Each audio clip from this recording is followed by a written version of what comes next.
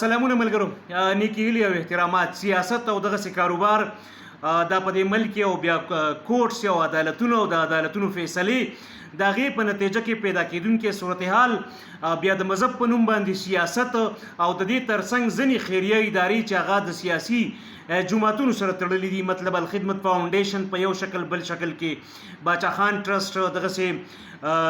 شوکت خان میموریل او دغسې بلا ډېرې ادارې خیریه په دغه کې کمی خې دي او زما په نظر یا زما ذاتی تجربه او مشاهده یا مطالعه یا خپل رائے په هغې هم خبره کوم او د سودي نظام خلاف چې کوم سیاسي قسم کمپین روان دی په هغې هم خبره کوم. کیدای شي دغه جماعتونه واقعي د زړه د اخلاصه په صدق سره ګڼي او حسن ظن دی زمونږ چې هغې اسلامي بینکاري غواړي، خو سوال دا دی چې متبادل نظام دی سره څه دی.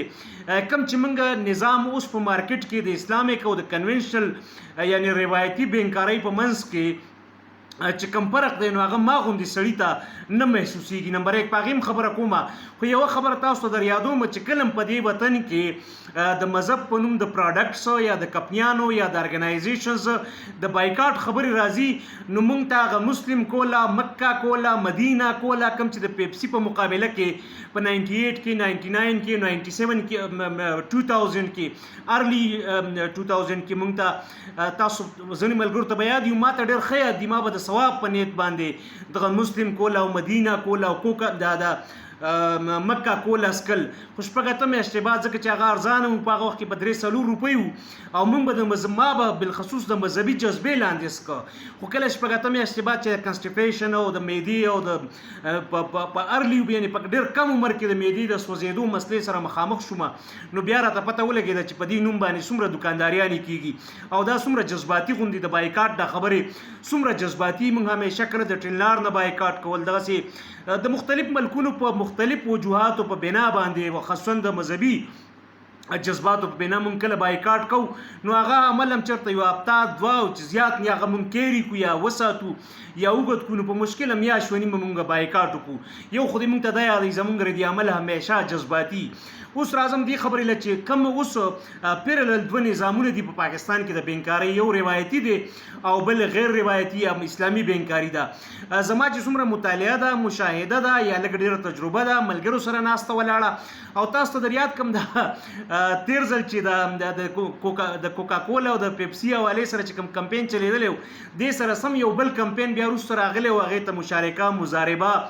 سکینډل و یا اجاره سکینډل یا ډبل شاه سمپلی او تقریبا 2.5-3 کرب روپۍ د خلکو والې وې. دغسې یو بل د سیفورمان هغه اجارې والا سکیم و هغې هم د 4 لکه خلکو 1 کرب روپۍ والې وې. نو داسې نه چې په دې جذباتي فیصلو کې، په دې جذباتي نارو کې یو ځل بیا موږ سره یا زموږ د صحت سره یا زموږ د پیسو سره په عربي نومونو باندې دوکه وشي، د مشارکې او د مضاربې په نوم باندې او دغه کم چکر چې دی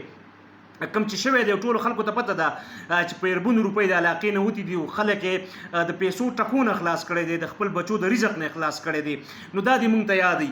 بله دا چې اوس کومه روایتي کم کنونشنل بینکاري ده یعنی روایتي سودي نظام دی په هغې کې مثلا ته ګاړی اخلي 10 لک روپۍ یو ګاړی دی 3 لک روپۍ به ته پی کوې 7 لک روپۍ به بینک پی کوي او بینک په روایتي بینکارۍ کې د سټیټ بینک د شرایطو مطابق چې کوم کار فاینانسینګ تا ته کوي د 7 لک روپو نه په هغه 7 لک روپو نه کرایه اخلي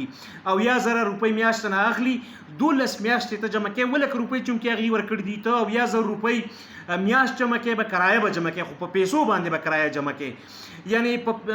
7 لک روپۍ د هغې دي 12 میاشتې ته جمع کوي نو 8 لکه 40,000 روپۍ به جمع کوي نو دا 1,40,000 هغې ستا نه په دغه خپلو پیسو باندې کرایه اخلي، سمپل یعنی سود اخلي، انټرسټ اخلي او کله چې دغه پیسې ته ور پوره کړي نو تا ګاړی ستا په نوم کې هغه 10 لک روپو 3 لکه چونکې مخکې تا ایډوانس ورکړي دي 8.5 لکه دې اوس ورکړي 1.5 لکه دې په پیسو باندې کرایه ورکړه یعنی په 7 لک روپو دې کرایه ورکړه نو ګاړی به هغې اخر کې تا ته منتقل کړي او د روایتي طریقه کار مطابق یا د وینا مطابق یا د عالمانو مطابق دا ده چې دا کار حرام دی، دا سود دی ځکه چې په پیسو باندې ستانه کرایه واخیسته. خو اسلامي بینکاري یعنی اسلامیک ټچ صرف ورکړی شوی دی. څومره چې زموږ مطالعه ده او عدنان خان کاکړ په دې باندې یو مضمون هم ډېر زبردست په هم سب کې لیکلی دی هغه هم دا لیکلي چې همدغه گاړی دی د 10 لک روپو دا گاړی ته اخلي په اسلامي بینک همدغه بینک د اسلامیک برانچ نه چې اسلامي ټچ ورکړی شوی دی 10 لک روپو گاړی دی 3 لک به ته ورکې 1 لک روپۍ به بینک ورکوي گاړی په هغه کیس کې هم د بینک په نوم وي دې کیس کې به هم د بینک په نوم وي خو په دې کیس کې په هغه کیس کې ستا ته وایي چې ته به موږ له د 1 لک روپو په بدل کې د 1 لک روپو کرایه به راکې او یا 1000 روپۍ میاشت به راکې دلته تا ته وایي چې ګاړی چونکې زموږ دی موږ تاله واغسته او په کرایه هم درکه ته به موږ له 15 او یا 1000 کرایه راکې د میاشتې او چونکې ګاړی زموږ دی او دې دوران کې 12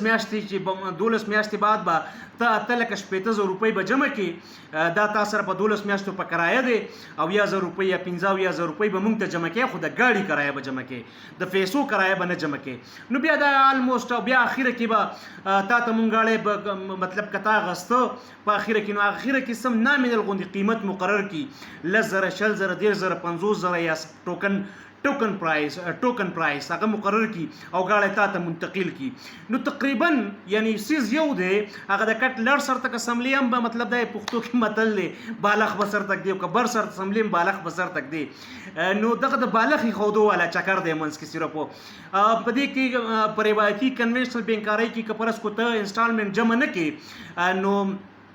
جرمانه بدر پسې راځي او پاغې کې دا شرط دی چې کته خدای مکا په قسط جمع کولو کې ناکام شي نو هغه د خیراتي فند قائم کړی دی هغه کې به پیسې ورکې وقف پیسې به ورکې نو ټولم چکرم یعنی هغه د کټ لړ سره او بر سره والا خبره ده تر اوسه پورې چې د خلکو کوم مطالعه ده او بل دا چې ما تاسو وی چې د جذباتي صورتحال نه پیدا چتول جذباتي حالت نه د خلکو پیدا چتول بیا د مشارکي او مضاربي وی جاری هغه سکندل هغه ډبل چا والا گیمونه دغه سي د پروډکټس بایکاټ په صورت کې مکا کولا مدینه کولا مسلم کولا والا چکر سب سټانډرډ پروډکټس خرڅول د خلکو سیاست سره لوبي کول او اخیره خبره دا چې د دې